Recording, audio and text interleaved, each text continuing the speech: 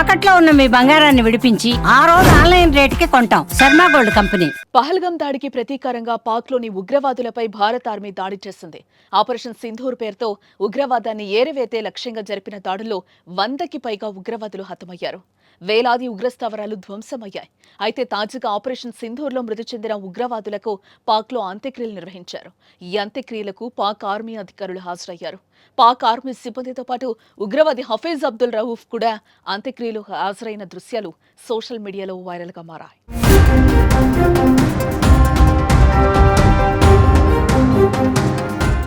ఇదిలా ఉంటే ఉగ్రవాదానికి మేము దూరం, ఉగ్రవాదాన్ని తాము పెంచి పోషించడం లేదని కావాలనే భారత్ తమపై తప్పుడు ప్రచారాలు చేస్తోందంటూ పాక్ ముసలి కన్నీరు కారుస్తూ వస్తోంది.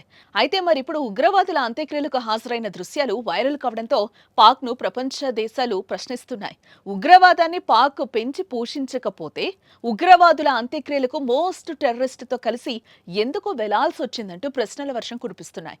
ఎలుకతోలు తెచ్చి ఏడాది ఉతికినా నలుపు నలుపే గాని తెలుపు కాదు. ఇదిగో ఈ సామెత పాకిస్తాన్కి బాగా సరిపోతుంది. ఎంత చెప్పినా ఏం చేసినా పాక్లో మార్పు రాదు. ఇప్పటిదాకా ఉగ్రవాదుల కారణంగానే దేశంలో పౌరులపై ప్రభావం పడుతోంది. తాజాగా భారత్ ప్రకటించిన యుద్ధం ఎఫెక్ట్ పాక్ ప్రజలపై పడింది. కానీ అవేమీ పాకిస్తాన్కు అవసరం లేదు. ఉగ్రవాదంతో తమకు ఏం సంబంధం అంటూ ప్రశ్నిస్తూనే వారితో కలిసి ఇలా నడవడం టెర్రరిస్టులతో పాక్ ఆర్మీకి ఉన్న బంధానికి అద్దం పడుతోంది.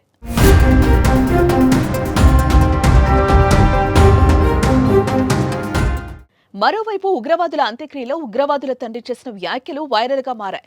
యుద్ధంలో నా 2 కొడుకులు చనిపోయారని, తనకు ఇంకా కొడుకులుంటే లష్కరే తోయిబాలోకే పంపించేవాణ్ణి అంటూ ఘాటు వ్యాఖ్యలే చేశాడు. ప్రస్తుతం ఉగ్రవాదులు తండ్రి చేసిన వ్యాఖ్యలు వైరల్గా మారాయి. దీన్ని బట్టి చూస్తే అర్థమవుతుంది పాకిస్తాన్ ఉగ్రవాదులను ఎంత పోషిస్తోందో.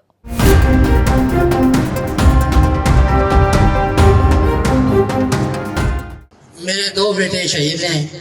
इंशाअल्लाह मैनू फख्र है कि मेरे 2 बेटे शहीद हैं ते मेरे 5 बेटे और हैं। इंशाअल्लाह मैं 5 बेटे इंशाअल्लाह रब दी राह दे दें।